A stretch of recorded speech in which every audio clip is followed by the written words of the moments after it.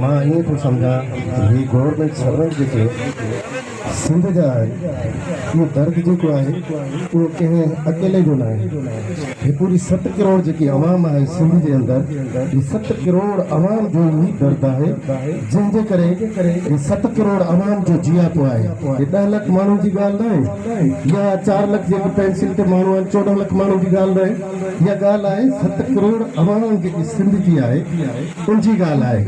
मां तव्हांखे गुज़ारिश कंदुसि ही जेके ज़ालिम हुकुमरान, नाम निहार हुकुमरान, कटपतली हुकूमत इहा नथी चाहे त सिंध जा माण्हू ख़ुशहाल हुजनि, उस्ताद हुजनि या गवर्नमेंट सर्वेंट हुजनि। इहे वीचारा पंहिंजूं निंड्रूं हराम करे, निंड्रूं फिटाए इलेक्शननि में इन्हनि जूं ड्यूटियूं ॾियनि ऐं नंढड़ा मुलाज़िम हुजनि या वॾा मुलाज़िम हुजनि। मां चीफ जस्टिस साहिब पाकिस्तान खे गुज़ारिश कंदुसि, तूं बि गवर्नमेंट सर्वेंट आहे ऐं हे बि गवर्नमेंट सर्वेंट आहिनि।